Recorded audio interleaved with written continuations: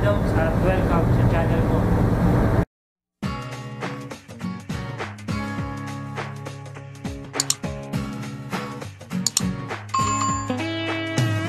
Hello guys, mag-prepare kami ng mooring rope. So 6 to na mooring rope. Prepare namin to kasi dadating kami sa Surabaya, Indonesia. Dito sa winch merong up, ibig sabihin birato, tapos ang down slack. So ito slack muna.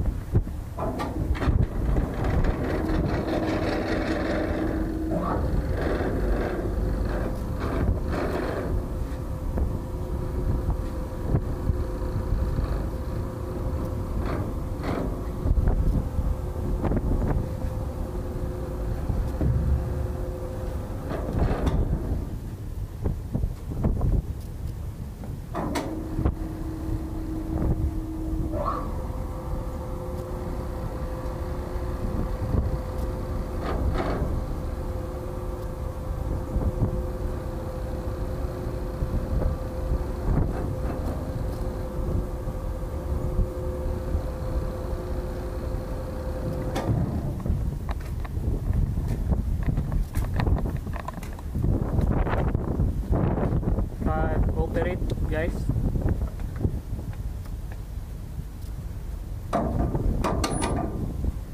Operate. I-engage yung shaft ng winches.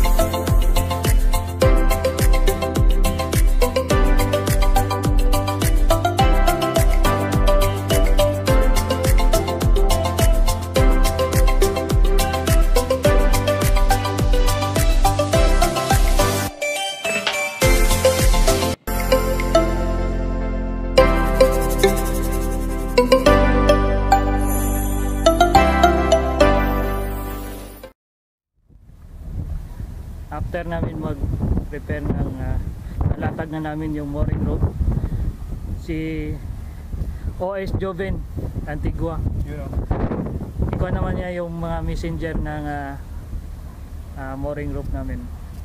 Ibig sabihin ito yung messenger, ito yung mooring rope, yung malaki.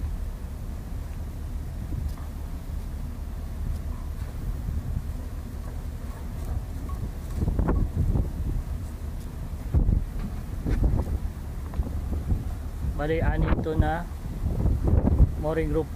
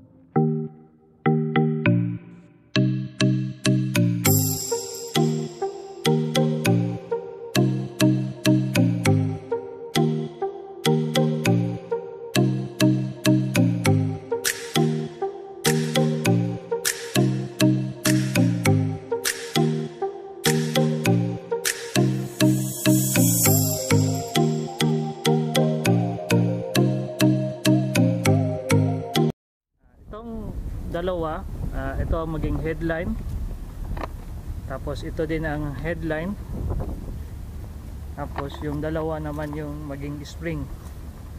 dalawang spring, 4 na headline. Pagkatapos ni Joven mag-prepare ng messenger, ako naman i-prepare ko yung heaving line. So i-prepare to mamaya.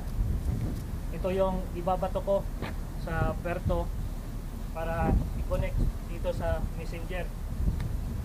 Pagka umabot na, ito naman ang yung proper na pagtali ng heaving line to messenger.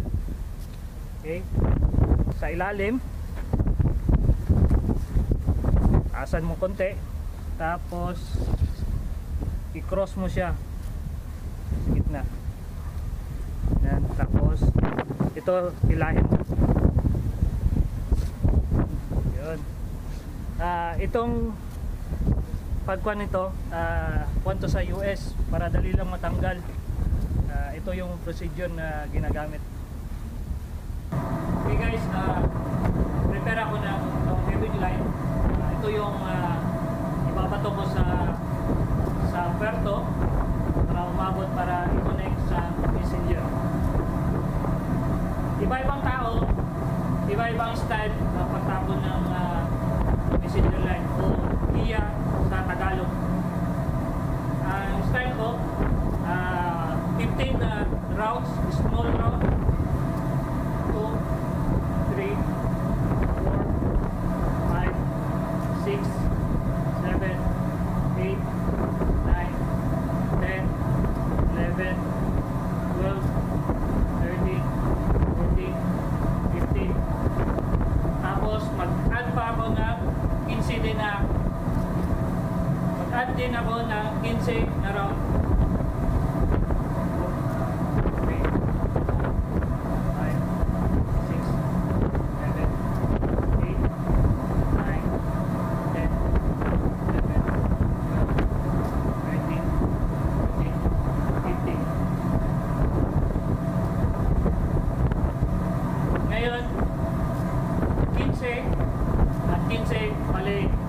30 na ikot to na pwede na itapon sa kwarto. Okay guys, mag-prepare kami ng tagline. Meron kaming tagboat. So ito yung maging tagline namin. Ito yung ibibigay namin sa tagboat para mabira namin yung lubid nila.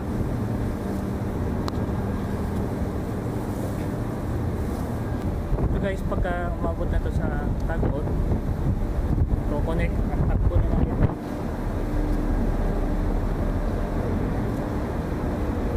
Itong lubid nadaan dito sa roller, tapos dito sa drum. Straight forward, all crew complete, no top skating, no top first landing. Stand by for the top. Okay guys, ito yung tagboat namin. So naka-ready na si Juven para magtapon ng lubid para ibigay daw sa tagboat.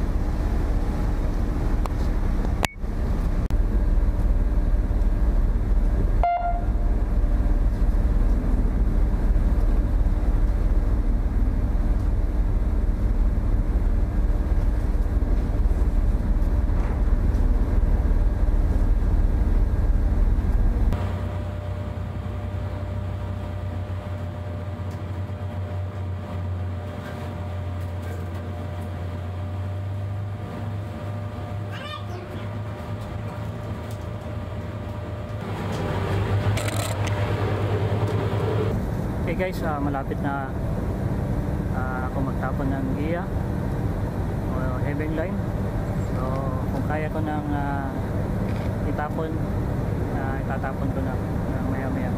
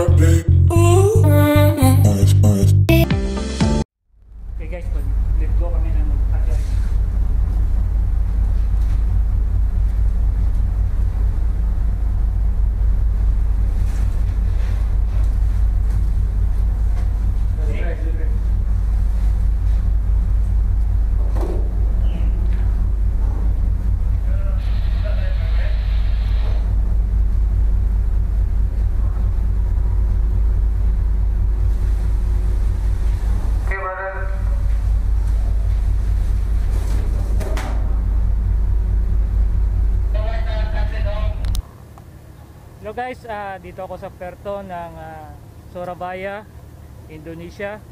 So i-explain ko to ang headline at ang string line. Itong lubid na to, ito yung headline. Tapos yung isa, dalawa, headline ulit. Bali, 4 ang headline. Tapos yung dalawa naman doon, yun naman ang string line. So ang purpose ng headline is para dumikit yung barko sa puerto. At ang purpose naman ng string line, hindi mag-move ang barko ng atras o abante. Bali, siya yung pumipigil sa puerto.